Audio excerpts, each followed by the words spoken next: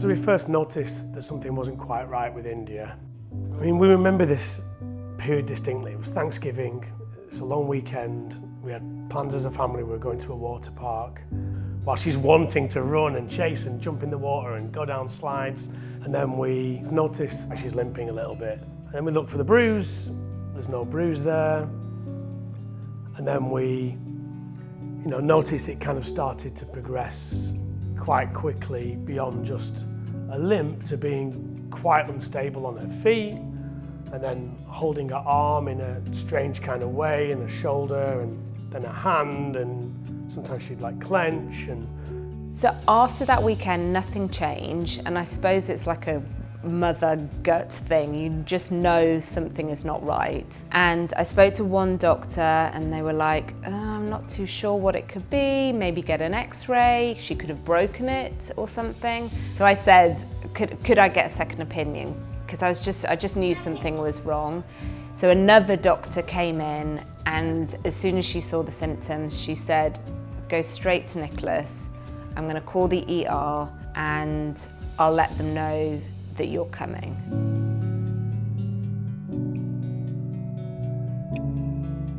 They just took us in, we did a CAT scan, and I do remember the lady who took the CAT scan afterwards saying, please be really careful when you go back to the room.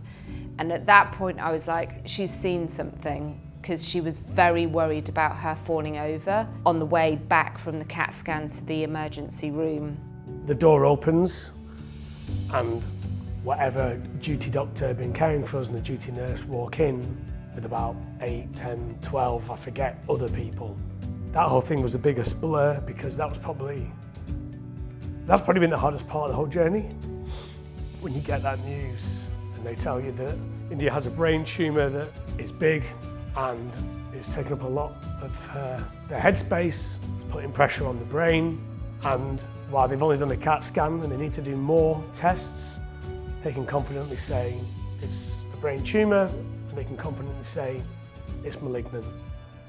So we basically got all the worst news in one go. So after the diagnosis and looking at the scans, they told us that the tumour was 1/3 of the size of her brain and it had to be removed immediately. It was just an initial shock, absolute shock. ATRT stands for atypical teratoid rhabdoid tumor. It's a very common tumor in children really under 2 years of age. And on her CT scan, there was really a holohemispheric lesion extending into the temporal lobe, parietal lobe, and frontal lobe of the brain, pushing the brain from left to right. There's too much pressure in the brain. Children can get headaches, nausea, vomiting, and they can also develop seizures. And in her case, she developed weakness of the opposite side of the body. So the left side of the brain controls the right-sided motor function and sensory function. And so that's why she presented with right-sided weakness, right-sided hand clenching, and leg dragging. And so that was really kind of an indication to us that, hey, there's something going on the opposite side of the brain. And the goal is always, the best way to treat these patients is if you can get a gross total resection without injuring the patient, without causing any sort of neurological deficit, then that's what we strive to do. So once we get a pathology diagnosis, and we get another MRI after the surgery to see exactly what is the extent of the resection and how much left behind. Then we wait 1 or 2 weeks to get the pathology diagnosis, and at that time my role come here and I start to meet with the family and discuss with them the treatment plan. And because India is very young, we cannot do radiation right away, and we opted to do very intense chemotherapy because we know that the tumor is very highly malignant tumor with very poor outcome. So we have to also address it in a very intense way. So India was admitted in the hospital like 3 weeks after to start her first round of intense chemotherapy in the hospital.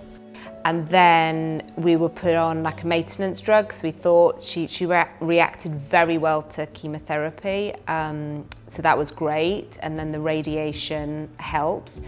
But then, unfortunately, it did come back and there were new tumours. So we've just completed our second round of chemotherapies. And we also did another set of radiation to the brain and to the spine. So we had that, and then 2 weeks ago we had an amazing MRI, and fingers crossed it's stable. And she's now next week going to go on to a maintenance drug. What's coming next for her is that she's gonna go to follow up in our brain tumor clinic for surveillance visits. So with almost MRI brain and spine every 3 months in the first year to make sure that the tumor will not come back at any time. So we do surveillance, imaging very frequent in the first years, and as the time goes and if everything stays stable, we can move it, can space it out every 6 months or every 1 year and so ever.